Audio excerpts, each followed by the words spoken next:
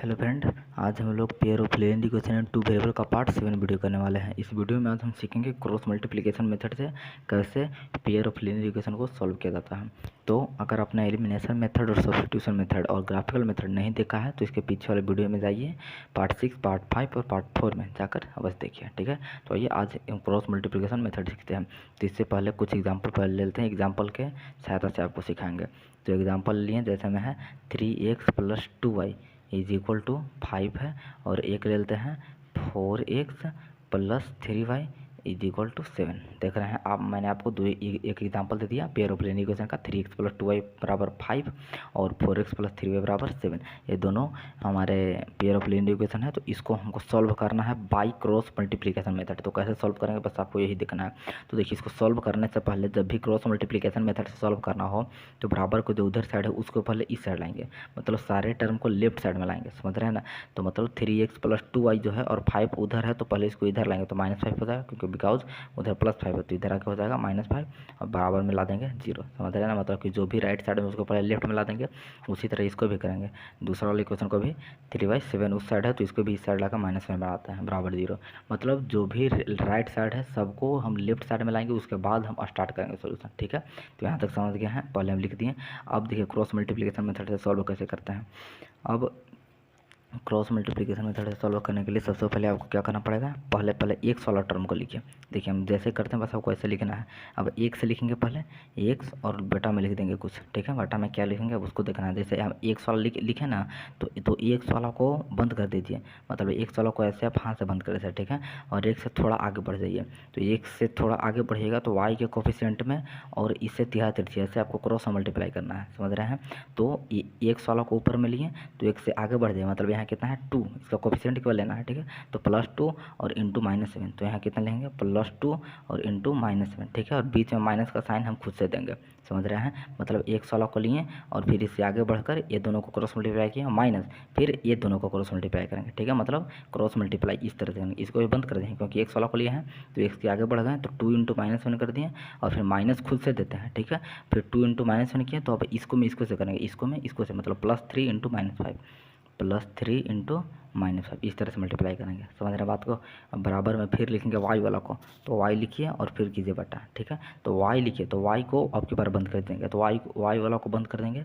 तो देखिए वाई वाला को बंद कर वाई से थोड़ा आगे बढ़ जाएंगे, तो वाई से आगे बढ़ेंगे तो यहाँ है -5, तो -5 से इससे क्रॉस में करेंगे, -5 और 4 देख रहे हैं ना, कोई वाई वाला नहीं, वाई वाला को बंद किए हैं। तो वाई से आगे बढ़े तो -5 से क्रॉस में करेंगे, मतलब -5 × 4 -5 × 4, तो यहाँ पे लिखते हैं -5 × 4 और बीच में खुद से माइनस का साइन देते हैं, समझ रहे हैं। चलिए अब यहाँ तो बंद किए थे तो -5 × 4 हो गया। अब जो बच गया क्रॉस मल्टीप्लाई अब ये दोनों में करेंगे, मतलब 3, इसका कोफिशिएंट 3 है, इसका कोफिशिएंट इसके ये है -7, मतलब 3 × -7 3 × -7, बात समझ रहे हैं। और फिर बराबर में क्या करेंगे, एक्स वाला को लिख दिए, वाई वाला को लिख दिए। अब ये वाला कांस्टेंट वाला को, तो जब भी कांस्टेंट वाला को लिखेंगे तो ऊपर लिखेंगे 1, ऊपर कितना लिखेंगे केवल 1, ए वाला के बदले में कितना लिखेंगे ऊपर 1। ठीक है, अगर कांस्टेंट टर्म के बदले में हमेशा 1 लिखा था। ठीक है, तो अब कांस्टेंट टर्म को बंद कर दिए। अब देखिए यहाँ इसको बंद किए तो यहाँ पे पहुँच गए, इसको बंद किए तो देखिए इसको बंद किए तो इससे आगे बढ़ गए थे, इससे बंद किए तो इसको आगे बढ़ गया था। अब इसको बंद कीजिएगा तो इससे आगे बढ़ेगा, मतलब राउंडिंग करके फिर यहाँ जाएगा, समझ रहे हैं ना। मतलब इसको बंद किए तो इससे आगे बढ़ दिए, मतलब फिर यहाँ जाइए। ठीक है, मतलब इसको बंद किया तो यहाँ आ गए, इसको बंद किया तो यहाँ आ गए, अगर इसको बंद करेंगे तो फिर राउंडिंग करके यहाँ पे आ जाएंगे। ठीक है, तो अगर इसको बंद करेंगे तो राउंडिंग करके यहाँ पे आ गए, तो 3 × या इसे क्रॉस में करिएगा तो 3 × +3, तो 3 × 3 हो जाएगा। पहले लिखिए 3 × 3 और बीच में माइनस का साइन हम खुद देते हैं, समझ रहे हैं ना। तो 3 × 3 होगा। अब जो एक और बच के क्रॉस अब ये दोनों करते हैं, मतलब 4 × 2 4 × 2, बस आपको अब सॉल्व कर देना है, बात समझ रहे हैं। तो एक और एग्जांपल देंगे, आप भगाइए मत। तो क्या करेंगे अब एक 16 को, मतलब इसको इसके साथ कंपेयर करेंगे एक बार, और एक बार इसको इसके साथ कंपेयर करेंगे, और दोनों से हम एक्स और वाई का मान फाइंड कर लेंगे। तो देखिए क्या करते हैं, पहले तो इसको हम अच्छी तरह सॉल्व करते हैं। तो देखिए इसको सॉल्व करते हैं, एक्स अपॉन ये कितना हो जाएगा, देखिएगा ध्यान से, ये कितना हो जाएगा -14 है ना, -14 और ये हो जाएगा कितना -3 × -5 अर्थात +15 हो जाएगा। ठीक है, अब यहाँ देखते हैं y अपॉन ये कितना हो जाएगा, ये 4 है, -5 × 4 तो -20 हो जाता है, यहाँ -1 +21 हो जाएगा, और यहाँ कितना हो जाएगा 1/9 हो जाएगा, और वो हो जाएगा -8। ठीक है, चलिए अब आगे सॉल्व करते हैं इसको। तो x बटा इसको सॉल्व करें तो 1 आ जाएगा, और y बटा इसको सॉल्व करेंगे तो फिर 1 आएगा, इसको सॉल्व करेंगे तो भी 1 आएगा, ठीक है। तो बार मतलब एक कंडीशन मतलब हर बार 1 नहीं आएगा, आप कहिएगा। तो अब क्या करेंगे, अब x और इसके साथ कंपेयर करेंगे और इसको और इसके साथ कंपेयर करेंगे और x और y का वैल्यू फाइंड कर लेंगे। तो सबसे पहले हम क्या करते हैं कि x वाला को कांस्टेंट के साथ कंपेयर करते हैं, मतलब x/1 और इसमें है 1/1, ठीक है। और एक बार क्या करेंगे, y वाला को कंपेयर करेंगे, y/1 और 1/1, ठीक है। अब यहाँ से x का मान आ जाएगा आपका, क्रॉस में कीजिएगा तो x/1, यहाँ से y बराबर आपका 1 आ जाएगा, समझ रहे हैं। तो क्रॉस मल्टीप्लिकेशन मेथड से हम इस तरह से सॉल्व करते हैं। x/1 आ गया, y बराबर भी 1 आ गया, ठीक है। अगर आपको समझ में आ गया है तो मैं आपको एक और एग्जांपल देता हूँ, उसको ज़रूर कीजिएगा, ठीक है।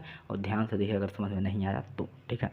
तो आपको स्क्रीन पर क्वेश्चन दिख रहा होगा, एक और क्वेश्चन मैंने आपको दिया है, x - y - 7 बराबर 0 और 2x - 3y + 6 बराबर 0, ठीक है। अब दोनों को आपको क्रॉस मल्टीप्लिकेशन मेथड से सॉल्व करना है।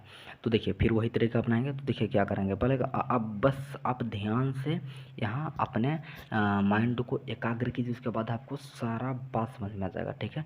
तो सबसे पहले क्या करते हैं, पहले x वाला को लिखते हैं, x और बटा में करेंगे x और डिनोमिनेटर में क्या लिखते हैं, देखिएगा x को लिखा ना तो x वाला को बंद कर देंगे, x वाला को क्या कर देंगे बंद, क्योंकि x लिख दिए तो x वाला को बंद कर दिए। अब x के थोड़ा आगे बढ़ जाएंगे तो यहाँ पे आ जाएंगे और इसके साथ इसके क्रॉस में करेंगे, ठीक है। तो x के साथ आगे बढ़ेंगे तो इसके कोफिशिएंट को करेंगे, बोलते कोफिशिएंट है -1, माइनस को इग्नोर मत कीजिएगा। तो इससे आगे बढ़ेंगे तो आ गया -1 और -1 × 6, मतलब क्रॉस में जाएंगे, -1 × 6 -1 × 6 -1 × 6 और बीच में माइनस का साइन हम खुद से देते हैं। अब देखिए इसको बंद किए थे तो -1 × 6 हो गया।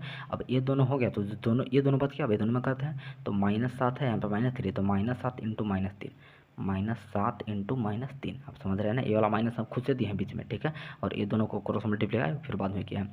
फिर बराबर में y देंगे, y को डिनोमिनेटर उस तरह से लेंगे, y लिख दिए तो y को एक बार बंद कीजिए, y को बंद कीजिए तो y के आगे बढ़ जाइए, तो y के आगे बढ़ेगा तो -7 आएगा, -7 के यहाँ आ जाइए सीधे, क्योंकि y को बंद किए हैं, y को हम क्या कर दिए हैं बंद, इस तरह से आप बंद कर सकते हैं, ठीक है। तो y को आगे गए तो -7 मिला, -7 के जस्ट क्रॉस में गए तो क्या मिला 2, मतलब -7 × 2 लिखेंगे, ठीक है। अब बीच में माइनस का साइन खुद देते हैं तो -7 × 2 हो गया। अब ये दोनों जो क्रॉस में बच गया, अब ये दोनों करते हैं तो इसका कोफिशिएंट है 1, इसका कोफिशिएंट है 6, मतलब एक कांस्टेंट खुद है तो 1 × 6 हो जाएगा, 1 × 6, समझ रहे हैं।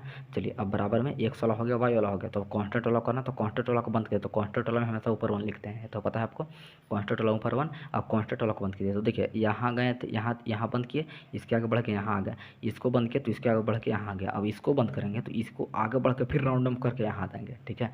तो अगला बार इसको बंद किए तो यहाँ आ गए, तो यहाँ से इसमें कीजिए क्रॉस में तो 1 है, एक का कोफिशिएंट यहाँ कितना है 1 और 1 से -3 में करेंगे तो 1 × -3 हो जाएगा, ठीक है। और बीच में माइनस का साइन खुद देते हैं, समझ रहे हैं ना। तो देखिए 1 × -3 हो गया। अब जो ये दोनों क्रॉस बच गया, अब ये दोनों करते हैं, मतलब कितना है +2 है और -1 है, तो 2 × -1 हो जाएगा, समझ रहे हैं। बस आप इसको सॉल्व कर दीजिए, अब कुछ नहीं बचा है। इसमें क्या हो जाएगा x/, इसमें देखिए -1 × 6 अठारह तो -6 होगा, इसमें करेंगे तो देखिए कितना माइनस और minus minus plus minus minus, मतलब ये तो माइनस आ जाएगा और फिर 21 आ जाएगा।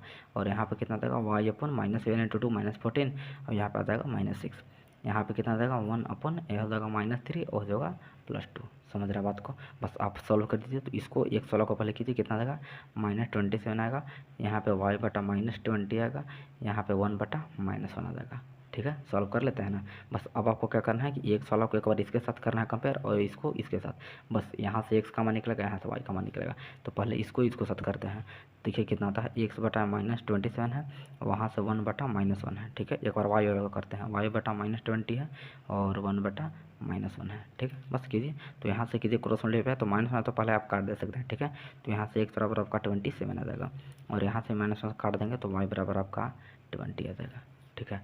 तो इस तरह से आप क्रॉस मल्टीप्लिकेशन मेथड से किसी भी पेयर ऑफ लीनियर इक्वेशन को सॉल्व कर सकते हैं, ठीक है। अगर आपको समझ में आ गया है तो आप बुक से और क्वेश्चन ट्राई कीजिए और अपने कॉन्फिडेंस लेवल को बूस्ट कीजिए, ठीक है। चलिए, थैंक यू सो मच।